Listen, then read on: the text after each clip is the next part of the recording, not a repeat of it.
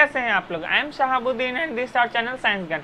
सो guys, आज ये आपके क्लास 10 फिजिकल साइंस के most important chapter current electricity का आज सेकंड लेक्चर है। ओके, सो चलिए बिना डिले का आज का आपका लेक्चर शुरू करते हैं।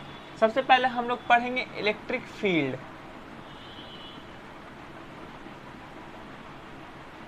Electric field, okay. So electric field है क्या? आपके बोर्ड पे यहाँ पर अभी फ्लैश हो रहा होगा, इलेक्ट्रिक फील्ड है क्या।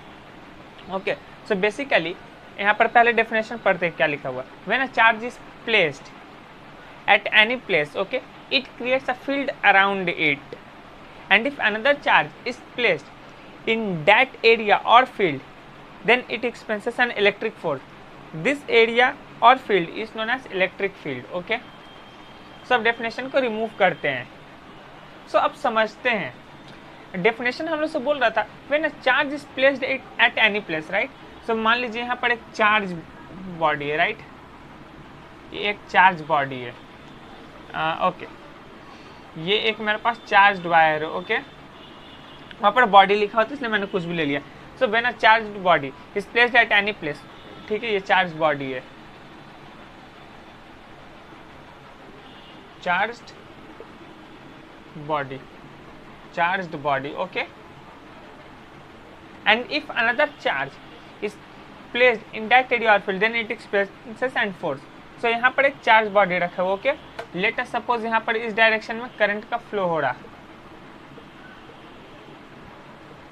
सो आप लोगों को राइट हैंड थंब रूल से मालूम चल रहा होगा। एक्चुअली में राइट हैंड थंब रूल आपके काफ़ी बाद में, लेकिन मैं बेसिक आइडिया देता हूँ ताकि आप लोग को ये फील्ड समझ में आए। सो इस वायर में उस डायरेक्शन में करंट जा रहा है, राइट। तो मैं वायर को ऐसे अपने हाथ से पकड़ूंगा, वायर करंट का डायरेक्शन उस तरफ है, राइट। तो थंब उस तरफ है और मैं अपने फिंगर्स को ऐसे कर्ल करूंगा, ओके, जिस तरफ करंट जा रहा है मैं ऐसे वायर को पकड़ूंगा और ऐसे अपने फिंगर्स को कर्ल करूंगा। करंट उधर जा रहा है, मैंने वायर को ऐसे पकड़ा और ऐसे फिंगर को कर्ल किया और थंब का डायरेक्शन उस तरफ है। एक्चुअल वायर को आप लोग मत पकड़ना वरना करंट मार देगा। सो अब देखिए यहाँ पर हो क्या रहा है। सो तो फील्ड कुछ इस तरीके से जाएगा, यह है फील्ड का डायरेक्शन, ओके, ये है फील्ड का डायरेक्शन। अब आप लोग बोलेंगे ये फील्ड का कॉन्सेप्ट कुछ ज़्यादा समझ में नहीं आ रहा। सो बेसिकली अब देखिए ये जो चार्ज है यहाँ पर, इसका आसपास एक फील्ड क्रिएट हुआ। आप लोगों ने मैग्नेट तो देखा होगा, मैग्नेट के साथ खेला भी होगा। मैग्नेट को जब एक दूसरे के पास लाते हैं तो वहाँ पर देखते हैं एक रिपल्शन होता है। अगर सेम पोल्स नॉर्थ नॉर्थ और साउथ साउथ को एक साथ ऐसे लाएंगे तो वहाँ पर रिपल्शन होता है, मतलब आप लोग एक फोर्स महसूस करते हैं। वही फोर्स क्या, वो एक फील्ड फोर्स है। वो जो रिपल्शन है वो रिपल्सिव फोर्स है, आई अग्री, लेकिन वो बिना टच किए कैसे एक दूसरे को रिपल्शन दे रहा है, राइट। रिपल्शन मतलब एक दूसरे को दूर ढकेल रहा है, तो बिना टच किए जब वो ढकेल रहा है तो डेफिनेटली वहाँ पर कोई एक फोर्स ऑपरेट कर रहा है। आप लोग बोलेंगे repulsive force, I agree with you, लेकिन वो रिपल्सिव फोर्स तो बिना कांटेक्ट में आए हुए कोई किसी को कैसे ढकेल सकता है। अब आप लोग मान लीजिए आप लोग दो दुश्मन है, राइट, एक आप है और एक आपका दुश्मन आपके बगल में है, दोनों इधर खड़ा है, आपको आपके दुश्मन को मारना है। तो क्या आप ऐसे, मान लीजिए आपने एक थप्पड़ ऐसे मारा, ठीक है, एक थप्पड़ ऐसे मारा, तो क्या बिना टच किए उसको मार दीजिएगा और उसको फील होगा? नहीं ना। तो आप अपने दुश्मन को सामने खड़ा कीजिए और उसको एक थप्पड़ मार कर, बिना टच किए उसको थप्पड़ मारना, तो डेफिनेटली उसको थप्पड़ फील नहीं होगा, राइट। लेकिन यहाँ पर मैग्नेट के केस में तो ऑपोजिट हो रहा है, बिना टच किए कैसे अट्रैक्शन और रिपल्शन फील हो रहा है। सो उसका फील्ड का वजह से हो रहा है, क्योंकि वो अपने आसपास एक फील्ड क्रिएट कर रहा है जिस वजह से वहाँ पर रिपल्शन और अट्रैक्शन हो रहा है। सो यहाँ पर भी वही हो रहा है, करंट उस डायरेक्शन में जा रहा है तो इसके चारों तरफ एक फील्ड क्रिएट हो रहा है। तो यहाँ पर अगर हम मान लीजिए एक दूसरा चार्ज बॉडी रखेंगे, ओके, तो इसके ऊपर एक फोर्स फील होगा, आइदर इसके ऊपर रिपल्शन फील होगा तो ये दूर भागना चाहेगा, ठीक है, या फिर इसके तरफ अट्रैक्शन फील होगा, या फिर ये अट्रैक्शन फील करेगा इसके तरफ, ओके। सो ये इलेक्ट्रिक फील्ड है। मतलब when a charge body is kept at any place, मतलब कहीं पे भी रखो, then it creates a field around it. Field मतलब ये एक अपने आसपास एक फील्ड ऐसे बना लेगा, ओके, देख रहे हैं आप लोग field. And if another body is placed in that area or field, then it experiences a force, and this area or field is known as electric field, okay. So hope आप लोग को समझ में आया होगा और मैग्नेट वाला example से आप लोग को और ज़्यादा क्लैरिटी मिला होगा। ओके, सो अब बिना डिले के आप लोगों के मेन टॉपिक पे आज के आते हैं। आज का आपका मेन टॉपिक है इलेक्ट्रिक पोटेंशियल। इलेक्ट्रिक पोटेंशियल में आप लोग कंफ्यूज मत होना। आप लोग का इलेक्ट्रिक पोटेंशियल क्लास 10 में दो टाइप से दिया हुआ है, ठीक है। एक तो डिफाइन इलेक्ट्रिक पोटेंशियल और एक है सिर्फ electric potential due to work, ठीक है, डन। सो इलेक्ट्रिक पोटेंशियल आप लोग का दो है, एक तो इलेक्ट्रिक का ऊपर निकालना है और दूसरा वर्क डन के ऊपर, ओके। सो इसमें कंफ्यूज मत होना। सबसे पहले हम लोग आते हैं इलेक्ट्रिक वाले के। सो हेडिंग को रब कर देते हैं। अब आपके सामने बोर्ड पर क्लियरली यहाँ पर डेफिनेशन फ्लैश कर रहा होगा एकदम। सो पढ़िए क्या लिखा हुआ। If a conductor is charge, okay, then it can give electricity और चार्ज टू अनदर बॉडी और can accept charge from another body, okay. This electrical condition of that conductor is called its electric potential, ठीक है, पढ़ लिया। अब देखिए बोल क्या रहा है, एक कंडक्टर है, राइट, वो चार्ज है। सो वो क्या करेगा, किसी और चार्ज बॉडी को वो चार्ज देगा या फिर वहाँ से चार्ज एक्सेप्ट करेगा, ठीक है, यही बोल रहा है। मतलब एक कंडक्टर है। कंडक्टर क्या होता है जनरली, वो सब्सटेंस जो कि करंट या इलेक्ट्रिसिटी को अपने अंदर से पास होने दे, राइट। मैंने आप लोग को पहले लेक्चर में बताया था। सो यहाँ पर मैंने कंडक्टर लिया, वो कंडक्टर को चार्ज कर दिया, राइट। सो वो कंडक्टर अब क्या करेगा, किसी और बॉडी को चार्ज देगा या फिर उससे चार्ज लेगा, ठीक है, यही हमारा इलेक्ट्रिक पोटेंशियल है। लेकिन ये इलेक्ट्रिक के टर्म्स में है, ये याद रखना। अब आते हैं हायर पोटेंशियल। सो अब आपके स्क्रीन पे फिर से यहाँ पर डेफिनेशन फ्लैश हो रहा होगा हायर पोटेंशियल का। सो पहले डेफिनेशन पढ़ते हैं। The energy by virtue of which positive charges can flow from positively charge body to a neutral body or a negatively charged body, then that energy is called higher potential। और एक बार पढ़िए आप लोग। The energy by virtue of which positive charge can flow from a positively charged body to a neutral charged body or negatively charged body, then that energy is called higher potential, right। अब देखिए होता है क्या higher potential, एक body है, right, वो charge है। वो क्या हो रहा है, चार्ज से आइदर न्यूट्रल का तरफ जा रहा है, ठीक है, या नेगेटिव चार्ज बॉडी की तरफ जा रहा है, तो वो हायर पोटेंशियल है। मतलब अ charge body, okay, positively charge body, either वो न्यूट्रल की तरफ जा रहा है या फिर एक नेगेटिवली चार्ज बॉडी की तरफ जा रहा है, यही हायर पोटेंशियल है, ओके। सो होप आप लोगों को क्लियर रहा होगा ये हायर पोटेंशियल का कॉन्सेप्ट। पॉजिटिव चार्ज फ्लो कर रहा है न्यूट्रल की तरफ, ओके, या फिर वो नेगेटिवली चार्ज बॉडी की तरफ जा रहा है, ओके, यही हमारा हायर पोटेंशियल है। अब आते हैं आपके पोटेंशियल डिफरेंस पे। सो आपकी स्क्रीन पे फिर से एक फ्लैश होता हुआ दिख रहा होगा डेफिनेशन, पोटेंशियल डिफरेंस है क्या। So basically difference in potential between two similar और dissimilar charge body is called the potential difference between them, okay. मतलब अब इसको हटाते हैं। देखिए पोटेंशियल में डिफरेंस रहेगा, ओके, बिटवीन टू सिमिलर और डिसिमिलर चार्ज बॉडी। दो चार्ज बॉडी है, ठीक है, सिमिलर चार्ज हो सकता है या फिर डिसिमिलर चार्ज भी हो सकता है, लेकिन दोनों का पोटेंशियल डिफरेंस रहेगा। पोटेंशियल डिफरेंस रहेगा मतलब अभी मैंने आप लोगों को बोला कंडक्टर अगर चार्ज रहा तो वो आइदर चार्ज लेगा या फिर किसी चार्ज बॉडी को चार्ज देगा, वही इलेक्ट्रिक पोटेंशियल है। सो यहाँ पर पोटेंशियल उसी टाइप का है, ओके। तो ये बोल रहा है दो सिमिलर चार्ज बॉडी हो या फिर दो डिफरेंट चार्ज बॉडी हो, उनमें जो पोटेंशियल का डिफरेंस रहेगा, लेट अस सपोज एक चार्ज बॉडी है, ठीक है, इसमें 110 वोल्ट का पोटेंशियल है और एक और अनदर चार्ज बॉडी मेरे पास, उसमें 200 वोल्ट का पोटेंशियल है, ओके। सो ये जो इसका पोटेंशियल डिफरेंस है कितना, 200 और ये 110 वोल्ट, सो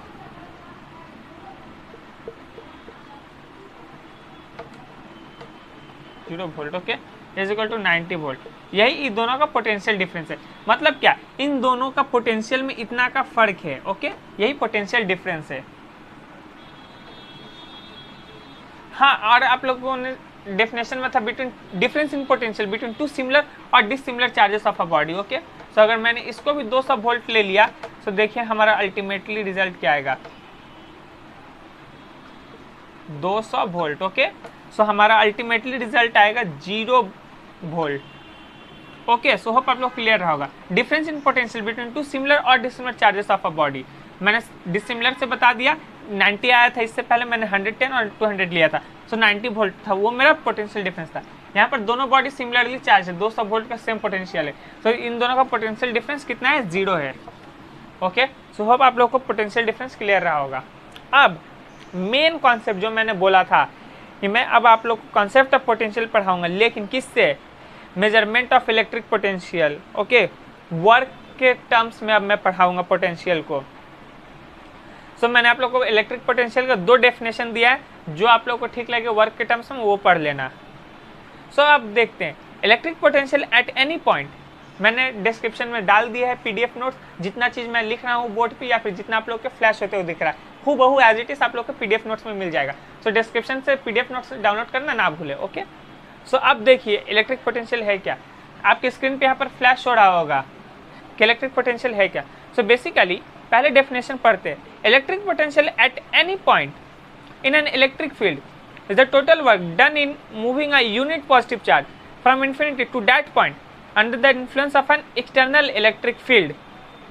और एक बार पढ़िए, electric potential at any point in an electric field okay is the total work done in moving a unit positive charge from infinity to that point under the influence of an external electric field। अब definition को remove करते हैं। अब देखिए बोल क्या रहा था, अमाउंट ऑफ वर्क डन, ठीक है, इन bringing a unit positive charge, मैंने यहाँ पर एक पॉजिटिव चार्ज ले लिया, ठीक है, ये हमारा पॉजिटिव चार्ज है यहाँ पर। ओके, और ये हमारा पास एक चार्ज्ड वायर है। ओके, यहाँ से करंट फ्लो कर रहा, क्यों, क्योंकि वहाँ पर डेफिनेशन में था amount of work done in bringing a unit positive charge from infinity to that point under the influence of an electric field, electric field के इन्फ्लुएंस में। तो यहाँ पर एक मैंने चार्ज्ड वायर कंसिडर कर लिया। ओके, अब यहाँ पर देखिए, यहाँ पर एक वायर है चार्ज, यहाँ पर मान लीजिए करंट ऐसे फ्लो कर रहा, ठीक है। सो राइट हैंड थंब रूल से आप लोग जब फिंगर्स को कर्ल कीजिएगा तो ये जो मेरा थंब है ये मेरा क्या बता रहा है, करंट का डायरेक्शन बता रहा है, direction of flow of current. और ये जो मेरा फिंगर्स का कर्ल है ये हमको फील्ड का डायरेक्शन बता रहा है, मैग्नेटिक फील्ड का। ओके, सो फील्ड का डायरेक्शन ये है। अभी आप लोग को इतना नेसेसरी नहीं है इन सभी चीज़ों का, लेकिन मैं आप लोग को डीप में बता रहा हूँ ताकि आप लोग को 11th-12th में साइंस ले तो आप लोग को और क्लियर अंडरस्टैंडिंग रहे। सो देखिए ये मेरा एक चार्ज है, ठीक है, ये इन्फिनिटी पे रखा हुआ है, यहाँ से इन्फिनिटी डिस्टेंस पे, इन्फिनिटी डिस्टेंस, ठीक है, ये मेरा इन्फिनिटी डिस्टेंस पे रखा हुआ है, इन्फिनिटी डिस्टेंस। ओके, मैं एक बार कैमरे में चेक कर दूँ आप लोग को क्लियर दिखाई मिल रहा है, यस एब्सोल्युटली परफेक्ट आप लोग को दिखाई जा रहा है। सो देखिए यहाँ पर मैंने एक पॉजिटिव चार्ज को रख दिया है, ओके, इन्फिनिटी पर। अब यहाँ से इन्फिनिटी से मैं इस चार्ज को उठाऊंगा और धीरे धीरे धीरे धीरे धीरे, इतना भी धीरे नहीं, मतलब धीरे धीरे लाऊंगा। ओके, धीरे धीरे उठा के यहाँ पर लाऊंगा इलेक्ट्रिक फील्ड के इन्फ्लुएंस में किसी एक पॉइंट पर। हमको बोल दिया गया कि लेट अस सपोज यहाँ इस पॉइंट पर लेकर आओ, ठीक है। सो मैं इस चार्ज को यहाँ इस पॉइंट पर लेके आया उठा के, यहाँ इन्फिनिटी पर रखा हुआ था। Amount of work done in bringing a unit positive charge from infinity to that point under the influence of an electric field is called, क्या था बोलिए, is called electric potential. Okay, so ये रहा, infinity से हम इस charge को उठाएं, उठाकर इस इलेक्ट्रिक फील्ड के रीजन में लाएं, और इस दूरी तक लाने के लिए मैंने जो वर्क किया है, ठीक है, यही हमारा क्या है, इलेक्ट्रिक पोटेंशियल है। मैंने जो वर्क किया यहाँ से उठाकर यहाँ लाने में, ये हमारा इलेक्ट्रिक पोटेंशियल है। कहाँ से उठाकर लाने में, इन्फिनिटी डिस्टेंस से, और इलेक्ट्रिक फील्ड के रीजन में लाने के लिए जो मैंने वर्क किया, ये मेरा क्या है, इलेक्ट्रिक पोटेंशियल है। सो होप आप लोग को क्लियर रहा होगा। एक्चुअल में फिजिक्स में इलेक्ट्रिक पोटेंशियल नाम का कोई वर्ड डिफाइन ही नहीं है, जो डिफाइन है वो है पोटेंशियल डिफरेंस। लेकिन आप लोगों को अभी इलेक्ट्रिक पोटेंशियल पढ़ाया जा रहा है तो आप लोग पढ़िए, हायर स्टडीज में आप लोग जाएगा तो आप लोग को मालूम चलेगा। ओके, उसका बाद यहाँ पर यूनिट्स वगैरह है तो वो आप लोग देख लीजिएगा, यूनिट्स क्या है इलेक्ट्रिक पोटेंशियल का। हायर पोटेंशियल हो गया, उसके बाद यस प्लस क्यू चार्ज हो गया। उसके बाद आप लोगों को डायमेंशन कभी कभी पूछ देता है इलेक्ट्रिक पोटेंशियल का। सो देखिए आप लोग की स्क्रीन पर यहाँ पर फिर से एक फ्लैश हो रहा है, एक sentence, dimension of electric potential is equal to dimension of work by dimension of charge. Okay, क्योंकि इलेक्ट्रिक पोटेंशियल हमारा जो होता है वो वर्क बाई चार्ज होता है। ओके, देखिए electric potential work by charge, उसका नीचे आप देखिए dimension of electric potential is equal to dimension of work by dimension of charge. Okay, work का डायमेंशन क्या था, आप लोगों ने क्लास 9 में पढ़ा था, क्या था, ml square to the power minus 2। So वही यहाँ पर आप लोग को दिख रहा है ml square to the power minus 2। Okay, और चार्ज का था IT, क्योंकि ओके आप उसका जो यहाँ पर डायमेंशन ऊपर नीचे पावर को देखिएगा, काटाकुटी कीजिएगा, तो ultimately ml square to the power minus 3 I to the power minus 1, ये आप लोग का रिजल्ट आएगा। ओके, सो आप लोग इसे अच्छे से पढ़ लेना। अब आते हैं हमारे इलेक्ट्रोमोटिव फोर्स पे। ओके, सो इलेक्ट्रोमोटिव फोर्स है क्या, आपकी स्क्रीन पे यहाँ पर डेफिनेशन फ्लैश हो रहा होगा, पढ़िए पहले इसको। The electromotive force of an electrical source is defined as the amount of electrical energy that is produced in the source due to the transfer of a positive charge from lower potential to higher potential. Okay, मतलब अब definition को हटाते हैं। अब देखिए आप लोगों को इलेक्ट्रोमोटिव फोर्स क्या है होता है, राइट। इलेक्ट्रोमोटिव फोर्स को शॉर्ट फॉर्म में EMF बोलते हैं। सो बेसिकली ये एक अमाउंट ऑफ इलेक्ट्रिकल एनर्जी है जो कि किसी भी चीज के सोर्स में प्रोड्यूस होता है जब हम लोग पॉजिटिव चार्ज को ओके मूव कराते हैं, कहां पर, लोअर पोटेंशियल से हायर पोटेंशियल तक। जब हम लोग एक चार्ज को मूव कराते हैं तो उस चीज में जिसमें हम लोग मूव कराते हैं उसके सोर्स में एक एनर्जी प्रोड्यूस होता है जिसको हम लोग इलेक्ट्रोमोटिव फोर्स भी बोलते हैं। ओके, और इन शॉर्ट EMF। आप लोगों ने बहुत सारे हॉरर मूवीज में तो देखा होगा या फेयर फाइल्स वगैरह में देखा होगा कि वहां पर एक उन लोगों के पास गैजेट होता है, राइट, उसमें ग्रीन कलर का डिस्प्ले होता है और उसमें उन लोगों को घोष डिटेक्ट होता है, और वो बीप करता है टी, तो उसमें उन लोगों को घोष डिटेक्ट होता है, राइट।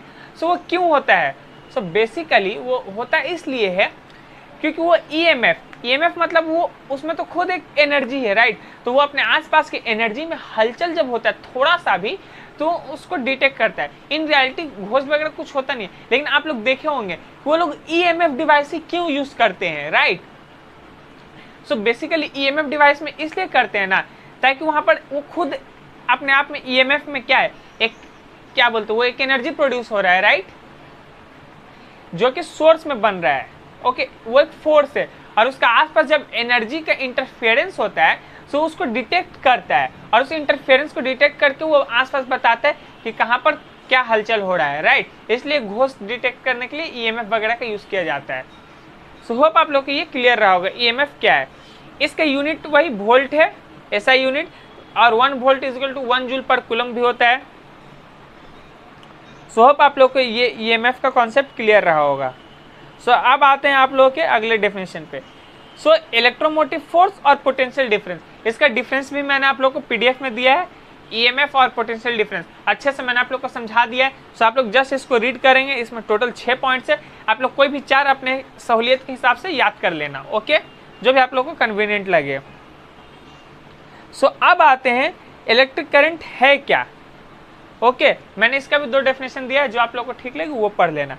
सो बेसिकली अब आप लोग देखिए यहाँ पर आपके स्क्रीन पे एक डेफिनेशन फ्लैश हो रहा है। Okay, the continuous flow of electrons through a conductor under the influence of electromotive force is called electric current. और एक बार पढ़िए, the continuous flow of electrons through a conductor okay under the influence of electromotive force is called electric current.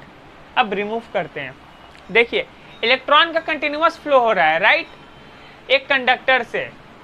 Okay, एक conductor से electron का continuous flow हो रहा है, वो EMF के इन्फ्लुएंस हो रहा है, मतलब EMF है उसमें, तो वहां पर एक फ्लो हो रहा है, इलेक्ट्रॉन्स का कंटिन्यूअस फ्लो हो रहा है, तो उसी को हम लोग क्या बोलते हैं करंट इलेक्ट्रिसिटी बोलते हैं या इलेक्ट्रिक करंट बोलते हैं, राइट। माफ करना, करंट इलेक्ट्रिसिटी अलग टॉपिक है, इलेक्ट्रिक करंट अलग है, वो कंबाइन हो गया। ओके, सो इलेक्ट्रिक करंट मतलब इलेक्ट्रॉन का कंटिन्यूअस फ्लो होता है ओके एक कंडक्टर से, और वो किसके इन्फ्लुएंस में होता है, उसको इन्फ्लुएंस करता है एक EMF, उसी को हम लोग क्या बोलते हैं, इलेक्ट्रिक करंट बोलते हैं। ओके, और हाँ 2 इंपॉर्टेंट बात आप लोग याद रखना, हम लोग direction of flow of positive charge जो होता है is taken as direction of flow of electric current. Okay, मतलब मेरे पास ये एक बैटरी है, ये नेगेटिव पॉइंट है, ये मेरे पास बैटरी का पॉजिटिव टर्मिनल है। ओके, यहाँ से मैंने इस बैटरी को कनेक्ट कर दिया एक कंडक्टर से। ओके, अब यहाँ पर देखिए हो क्या रहा है, यहाँ पर हमारा ये देखिए यहाँ पर बेसिकली हो क्या रहा है, direction of flow of positive charge. Okay, यहाँ से नेगेटिव चार्ज निकला, ऐसे गया, आके इसमें जमा हुआ। ओके, ये हमारा क्या है, इलेक्ट्रॉन्स का फ्लो का डायरेक्शन है। ओके, और इसके ऑपोजिट मतलब कि इस डायरेक्शन में direction of flow of current, sorry positive charge is considered direction of flow of electric current. Electron हमेशा नेगेटिव से जाते हैं, ये नेगेटिव टर्मिनल है बैटरी का। सो यहाँ से इलेक्ट्रॉन निकला, इलेक्ट्रॉन इजेक्ट हुआ, इजेक्ट होके यहाँ पर इस पॉइंट पे आके कलेक्ट हुआ। ओके, और इलेक्ट्रिक करंट कहाँ गया, इलेक्ट्रॉन का फ्लो का ऑपोजिट डायरेक्शन में, मतलब इस डायरेक्शन में हमारा कुछ आ रहा है इलेक्ट्रॉन, राइट। सो इसके ऑपोजिट डायरेक्शन में, इस डायरेक्शन में हमारा इलेक्ट्रिक करंट फ्लो करेगा। ओके, सो इस बात को ऐसे भी बोल सकते हैं, the direction of flow of positive charge, positive charge इस डायरेक्शन से फ्लो कर रहा है। ओके, सो उस डायरेक्शन को हम लोग इलेक्ट्रिक करंट का डायरेक्शन लेते हैं, या फिर the direction opposite to the direction of flow of electron. फिर से बोल रहे, the direction opposite to the flow of electron, मतलब वो डायरेक्शन जो इलेक्ट्रॉन के फ्लो के डायरेक्शन से ऑपोजिट है, इलेक्ट्रॉन के फ्लो के डायरेक्शन से ऑपोजिट है। इलेक्ट्रॉन इस तरफ जा रहा है ऐसे, और यहाँ से पॉजिटिव चार्ज ऐसे जा रहा। सो वो डायरेक्शन जो इलेक्ट्रॉन के फ्लो के डायरेक्शन से ऑपोजिट है, उस डायरेक्शन में इलेक्ट्रिक करंट फ्लो करता है। ओके, सो होप आप लोग को ये क्लियर रहा होगा इलेक्ट्रिक फ्लो का डायरेक्शन, इलेक्ट्रिक करंट का। ओके, अब आते हैं हमारे अगले टॉपिक पे, जो कि हमारा डीसी और एसी करंट। ओके, यहाँ पर मेजरमेंट ऑफ करंट स्ट्रेंथ भी मैंने आप लोगों को पीडीएफ में दिया है। ओके, सो बेसिकली करंट का स्ट्रेंथ है क्या, आपकी स्क्रीन पे यहाँ पर फिर से एक डेफिनेशन फ्लैश कर दिया मैंने, देखिए, the amount of positive charge that flows through any cross section of a conductor in every second is called the strength of the conductor. Okay, अब रिमूव करते हैं, देखिए सीधा बात बोल क्या रहा है कि एक सेकेंड में, ओके, एक कंडक्टर से कितना amount of positive charge flow कर रहा है, राइट। फिर से बोल रहे हैं, एक सेकेंड में एक कंडक्टर का क्रॉस सेक्शन एरिया से कितना पॉजिटिव चार्ज फ्लो कर रहा है, राइट। वही हमारा करंट का स्ट्रेंथ है। अगर ज़्यादा पॉजिटिव चार्ज फ्लो करेगा तो ज़्यादा करंट होगा एक सेकेंड में। एक सेकेंड का मेजरमेंट में देखा जाता है कितना पॉजिटिव चार्ज फ्लो कर रहा है किसी भी कंडक्टर का क्रॉस सेक्शनल एरिया से। क्रॉस सेक्शनल एरिया वगैरह आप लोग को अच्छे से मालूम होगा, मैथ में आप लोगों ने पढ़ रखा होगा, सिलेंडर वगैरह इन सभी में कि क्रॉस सेक्शनल एरिया क्या है। सो क्रॉस सेक्शनल एरिया से किसी भी कंडक्टर का एक सेकेंड में कितना पॉजिटिव चार्ज फ्लो कर रहा है, वो उसका करंट का स्ट्रेंथ है। ज़्यादा फ्लो करेगा पॉजिटिव चार्ज तो करंट का स्ट्रेंथ ज़्यादा है, कम फ्लो करेगा तो करंट का स्ट्रेंथ कम है। ओके, सो बस यही था हमारा स्ट्रेंथ ऑफ करंट। सो अब आते हैं हमारे आप लोगों को मैंने काफ़ी सारा चीज़ यहाँ पर डेफिनेशन में दे दिया, आपके पीडीएफ में आप लोग देख लेना है। जैसे कि आप लोग को दे देते हैं डिफाइन 1 एम्पियर। ओके, सो यहाँ पर होगा when 1 coulomb of charge flows in 1 second through any cross section of conductor then it is 1 ampere. बस यही सब बेसिकल चीज़। डिफाइन 1 वोल्ट, डिफाइन 1 कूलम, ये सभी चीज़ें तो मैंने आप लोग को पीडीएफ नोट्स में अच्छे से दे दिया है। आप लोग को टॉपिक समझाने के बाद ये सब तो जस्ट आप लोग को देखिएगा और आँख से आप लोग को दिमाग में छप जाएगा, इसलिए मैं ये सभी बोल के आप लोग को टाइम वेस्ट नहीं कर रहा हूँ। ओके, लेकिन नोट्स में मैंने एकदम प्रॉपरली दिया है। अब आते हैं आपके अगले टॉपिक पे, जो कि है डीसी और एसी। तो सबसे पहले डेफिनेशन देखिए आपके स्क्रीन पर, डायरेक्ट करंट जिसको डीसी भी बोलते हैं। Okay, so in this type of current, okay, current is always unidirectional and electric cell can produce direct current. Okay, definition को रिमूव करते हैं, मतलब कि in this type of arrangement the current flows only in one direction is called direct current और DC. Okay, मतलब current सिर्फ एक ही direction में फ्लो करेगा। मैं आप लोगों को देखिए अपने सस्ते से स्मार्ट स्क्रीन पर आप लोगों को एक एनिमेशन दिखा रहा हूँ, तो इसको थैंक यू बोलिए और एनिमेशन का आप एंजॉय कीजिए। ये देखिए डीसी का एनिमेशन आपके स्क्रीन पे। ओके, आप लोग क्लियरली देख पा रहे होंगे डीसी में हो क्या रहा है। करंट देखिए, इलेक्ट्रॉन किस डायरेक्शन में फ्लो कर रहा है।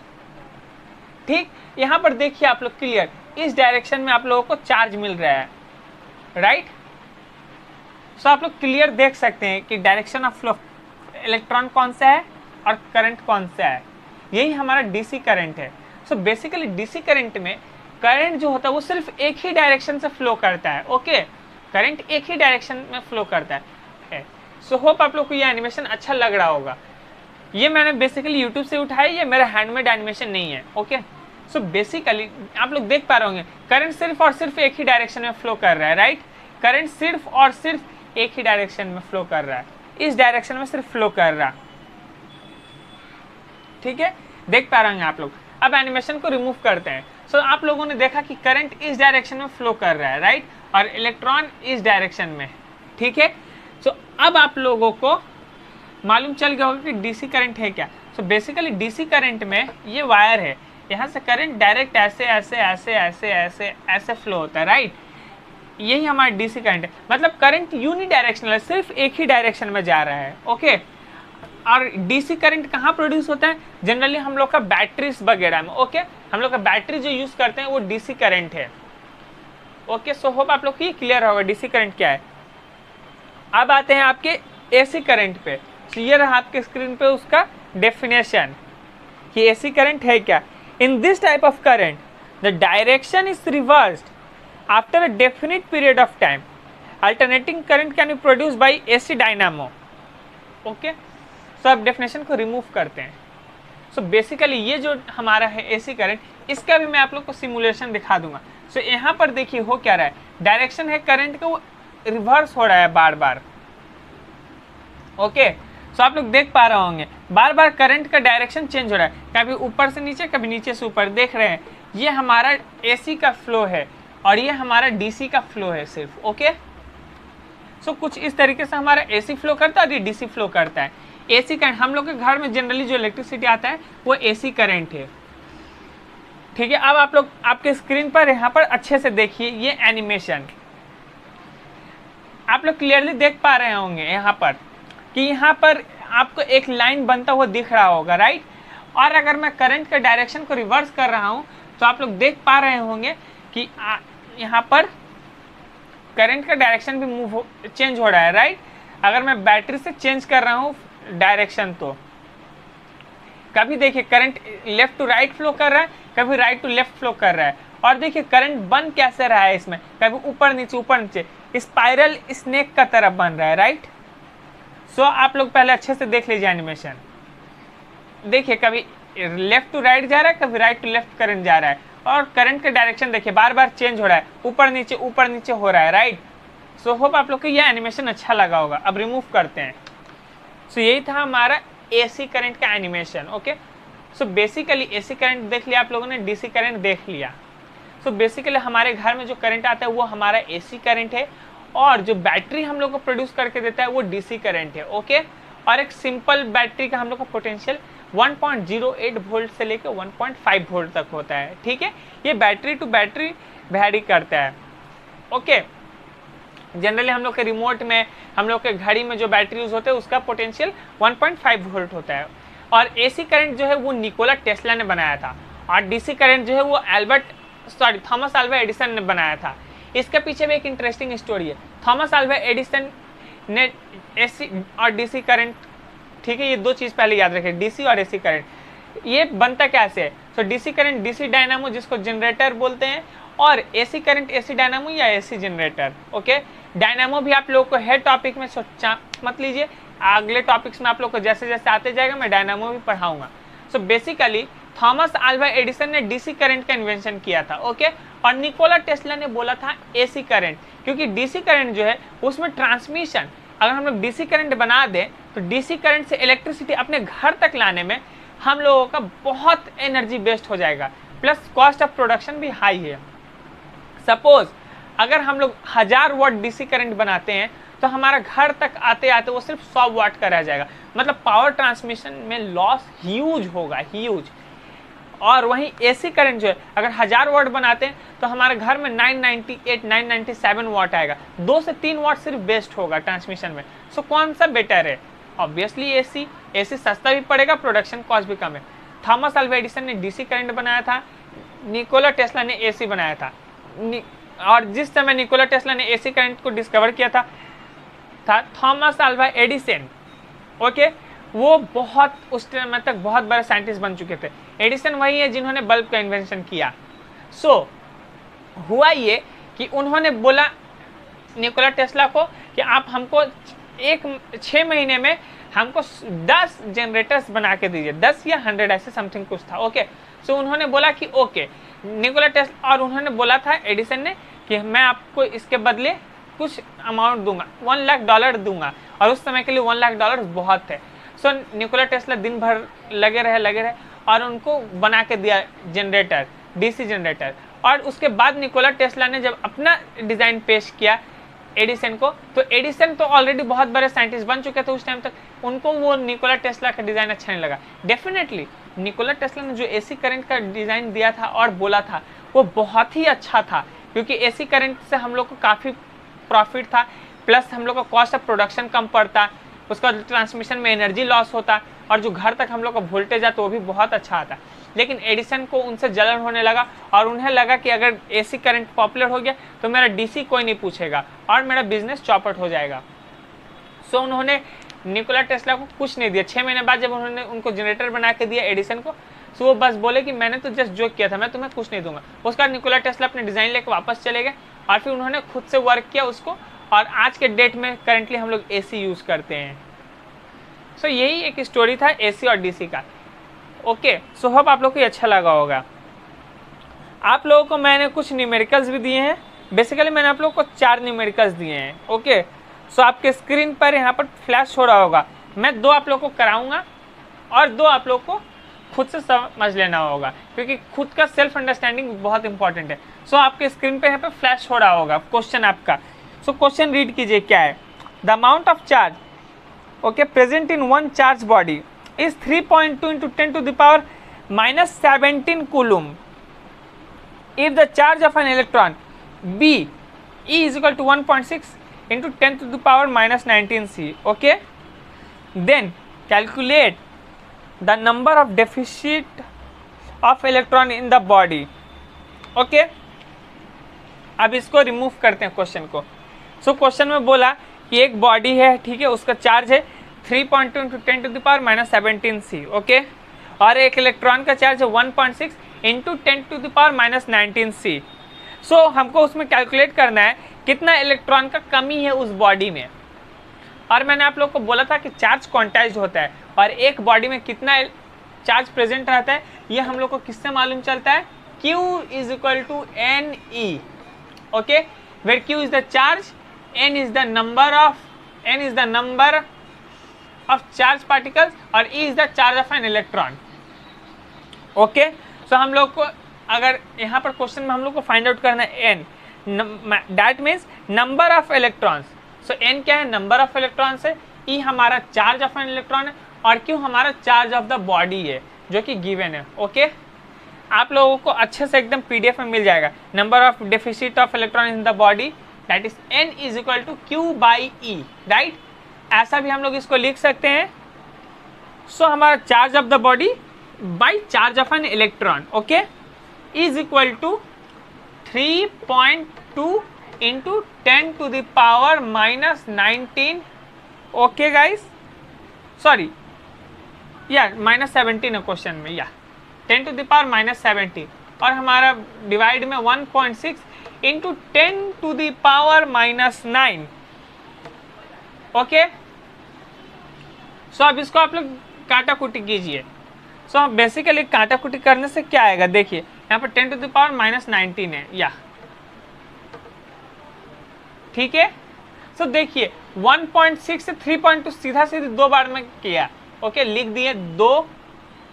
और अब देखिए ये जो नेगेटिव चार्ज है इसको मैं ऊपर ले जाऊंगा तो ये पॉजिटिव बन जाएगा। सो हमारे पास आएगा 10 to the power -17 into 10 to the power 19।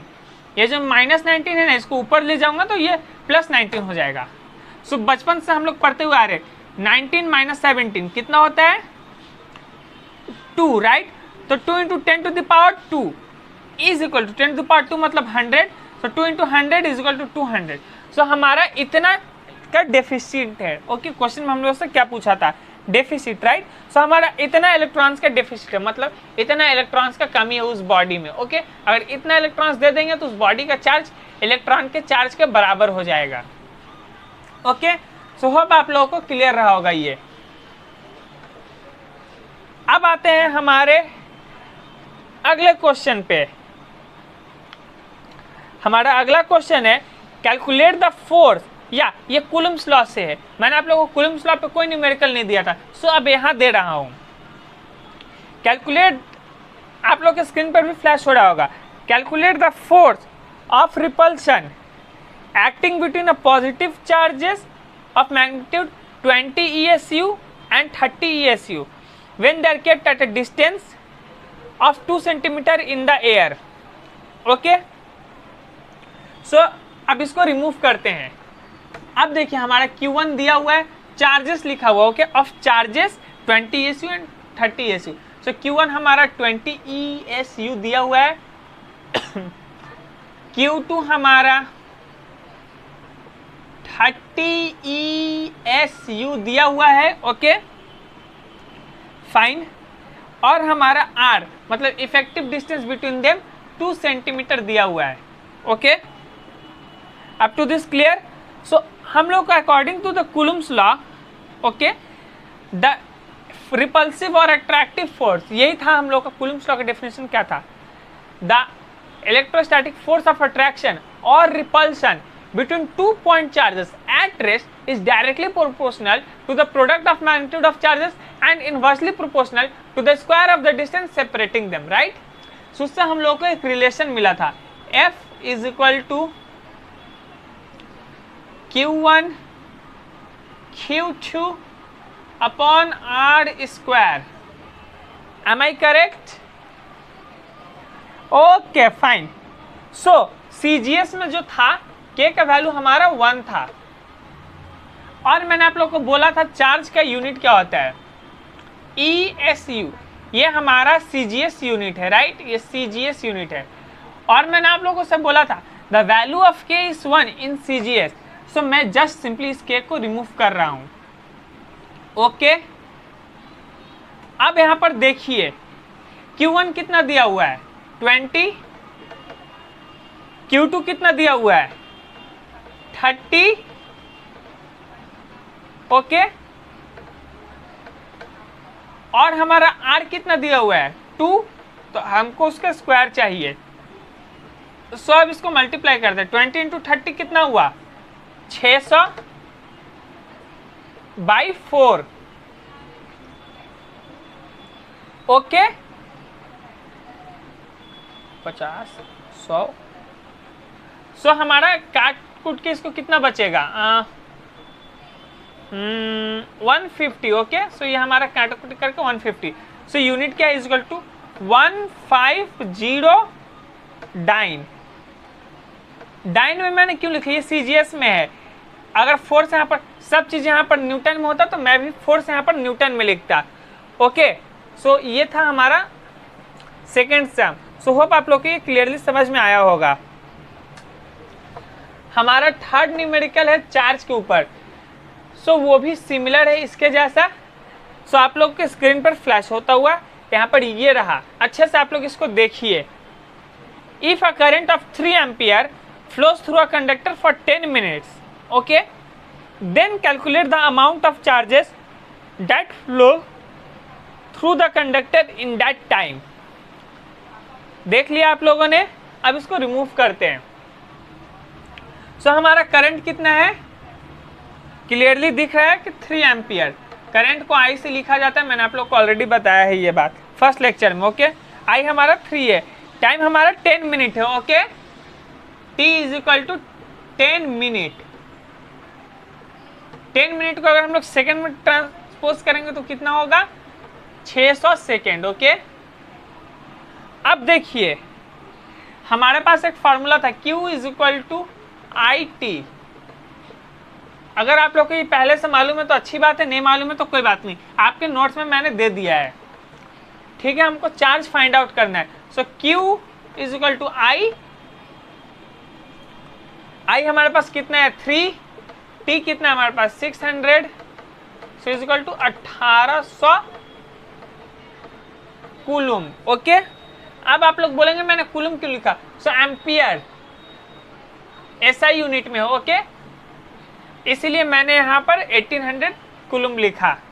सो ये रिलेशन था Q equal to I T. I का वैल्यू पता था 3 एम्पियर, T हमारे पास 10 मिनट था, उसको सेकंड में मैंने ट्रांसपोज किया तो 600 और Q equal to I T. ये रिलेशन में मैंने जस्ट वैल्यू को बैठाया तो हमारे पास आंसर है 1800 कूलम। ओके,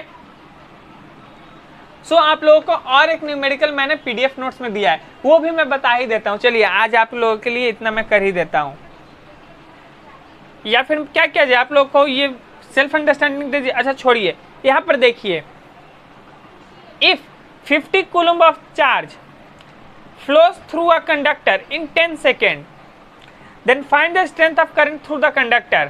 ठीक है, देख लिया क्या बोल रहा है कि 50 कूलम चार्ज कंडक्टर से फ्लो कर रहा है 10 सेकेंड में। सो हमको स्ट्रेंथ ऑफ करंट बताना है कंडक्टर से, राइट।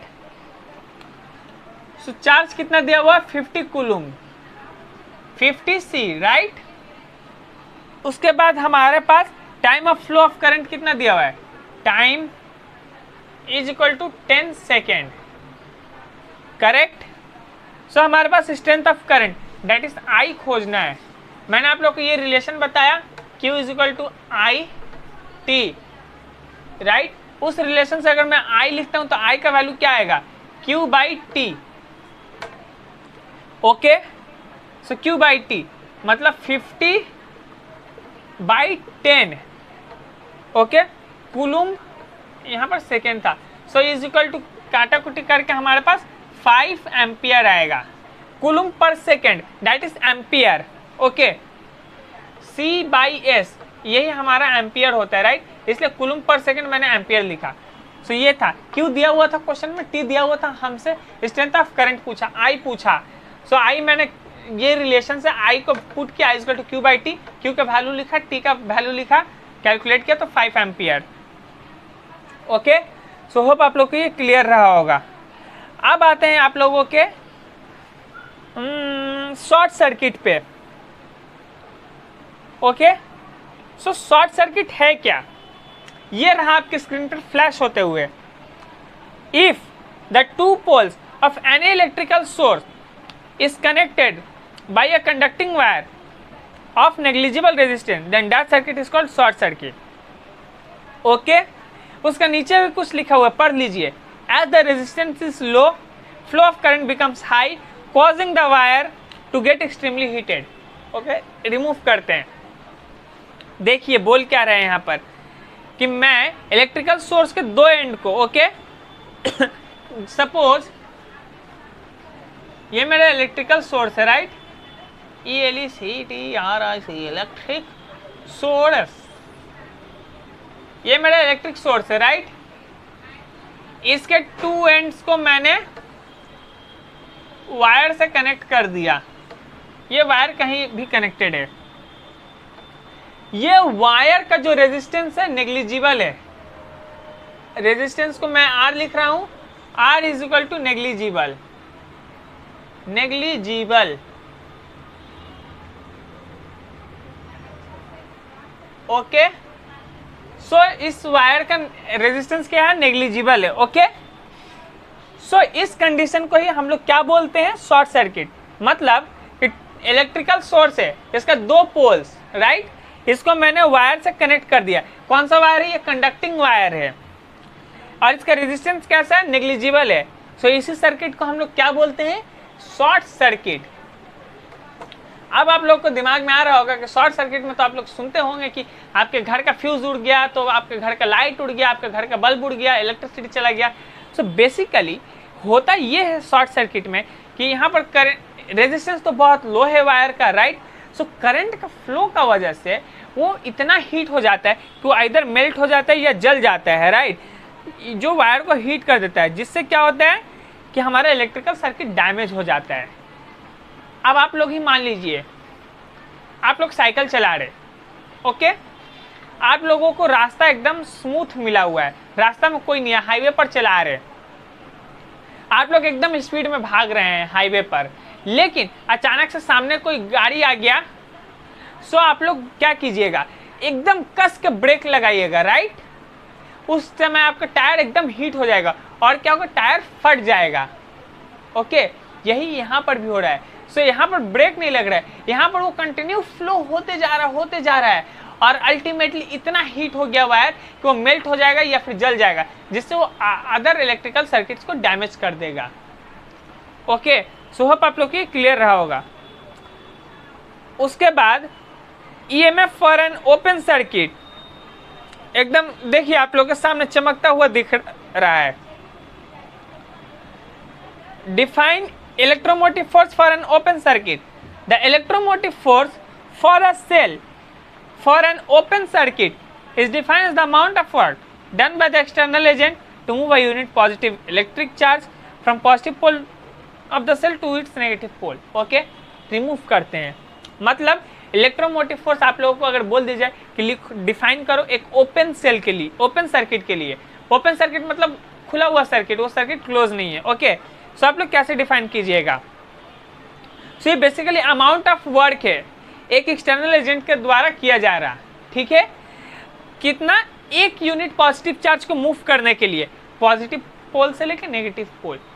एक ओपन सर्किट है, ठीक है, क्लोज नहीं है, वो ओपन है, ओपन सर्किट है, ठीक है, उसमें जितना वर्क किया जा रहा है 1 यूनिट पॉजिटिव चार्ज को पॉजिटिव से नेगेटिव ले जाने के लिए, ठीक है, पॉजिटिव पोल से या हमारा सेल का नेगेटिव पोल में ले जाने के लिए जितना वर्क किया जा रहा है वो हमारा ईएमएफ है, किसका, ओपन सर्किट का। ओके, और यहाँ पर again what is electric current है, सो मैंने व्हाट इज इलेक्ट्रिक करंट आप लोग को ऑलरेडी दे दिया है, सो आप लोग देख लेना।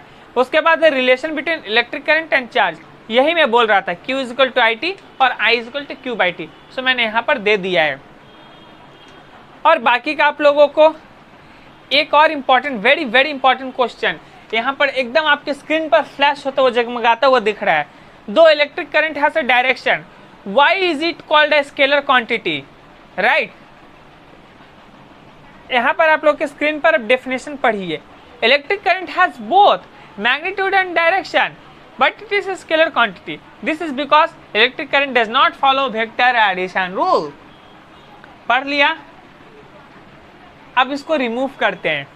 देखिए पूछ रहा है इलेक्ट्रिक करंट में डायरेक्शन भी है, रिमेंबर आप लोगों ने क्लास 9 में क्या पढ़ा था, स्पीड एंड वेलोसिटी में, speed has both magnitude and direction, speed has only magnitude, okay, but velocity has both magnitude and direction. So velocity आपका वेक्टर क्वांटिटी था और स्पीड आपका स्केलर क्वांटिटी था, राइट। लेकिन यहाँ पर बोल रहा है कि इलेक्ट्रिक करंट का बोथ मैग्नीट्यूड भी है, डायरेक्शन भी है, दोनों है, तब भी ये हमारा स्केलर क्यों है। तो स्केलर इसलिए क्योंकि वेक्टर एडिशन को फॉलो नहीं करता है। वेक्टर एडिशन क्या है ये आप लोगों को क्लास 11 में मालूम चलेगा, लेकिन थोड़ा सा आइडिया लीजिए। हमारा नॉर्मल कैलकुलेशन में क्या होता है एडिशन में, 2 + 2 = 4, बचपन से होता है ये, राइट, पढ़ते हुए आ रहे हैं। लेकिन वेक्टर एडिशन में हमारा 2 + 2 का वैल्यू ये माइनस करें तो कितना होगा, 0, ओके। यहाँ पर x ले लेते हैं, इसका वैल्यू 0 से लेकर 2 + 2 कितना होता है, 4। सो वेक्टर एडिशन में 2 + 2 4 नहीं होता है, नॉर्मल एडिशन में हमारा 2 + 2 4 होता है, लेकिन वेक्टर एडिशन में हमारा 2 + 2 का वैल्यू 0 से 4 तक कुछ भी हो सकता है। इसीलिए इलेक्ट्रिक करंट इस एडिशन रूल को फॉलो नहीं करता है, ठीक है। यहाँ पर समझते सर्किट बना के, यहाँ से मैंने इसको करंट दिया एक सर्किट में, सर्किट ऐसे गया, फिर कुछ ऐसे गया, फिर ऐसे गया, ये एक ही सर्किट है, ओके, ऐसे गया, ठीक है। सो यहाँ से जितना गया, यहाँ से गया, यहाँ से गया, यहाँ पर सेम करंट जा रहा है, ओके। इसको अगर हम ऐड करेंगे 2 एम्पियर 2 = 6 सॉरी यहाँ पर टोटल 2 एम्पियर करंट गया, राइट। सर्किट सेम है मेरा, 2 एम्पियर करंट गया, करंट सेम है क्योंकि एक ही सर्किट है। अच्छा, मैंने आप लोगों को पैरेलल और सीरीज नहीं पढ़ा है, राइट। सो ये छोड़ दीजिए। सो बेसिकली हो ये रहा है कि हमारा जितना मतलब क्या बोले करंट 2 + 2 4, इलेक्ट्रिक करंट में भी यही हो रहा। अगर एक सर्किट से 2 एम्पियर जा रहा है और दूसरा से भी 2 जा रहा है तो टोटल मिलाकर 4 एम्पियर हुआ, राइट। ये हमारा इलेक्ट्रिक करंट ये हमको शो कर रहा है, लेकिन वेक्टर हमको बोलता है कि नहीं 2 + 2 0 से 4 का बीच में होगा इसका वैल्यू। इसीलिए इलेक्ट्रिक करंट 2 + 2 ऑलवेज 4 होता है, वेक्टर को वैल्यू को फॉलो नहीं करता है, 0 से 4 तक नहीं शो करता, तो सिर्फ 2 और 2 4 ही शो करता है। इसीलिए इलेक्ट्रिक करंट में डायरेक्शन भी है और मैग्नीट्यूड, सॉरी डायरेक्शन और मैग्नीट्यूड दोनों है या, लेकिन फिर भी ये स्केलर क्वांटिटी है। ओके, सो होप आप लोगों का आज का ये लेक्चर अच्छा लगा होगा।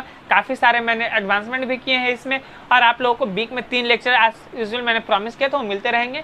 लास्ट वीक में या 1 लेक्चर मिला, I accepted, but don't worry, आप लोगों का एजुकेशन पढ़ाई डिस्टर्ब नहीं होगा। आप लोगों को अक्टूबर एंड तक सिलेबस कंप्लीट मिल जाएगा। ओके, अगर वीडियो अच्छा लगा तो इसे लाइक करें, चैनल को सब्सक्राइब करें, मेरे वीडियो को अपने दोस्तों को भी शेयर करें। सो मिलते हैं आपसे अगले लेक्चर में। Till then bye bye.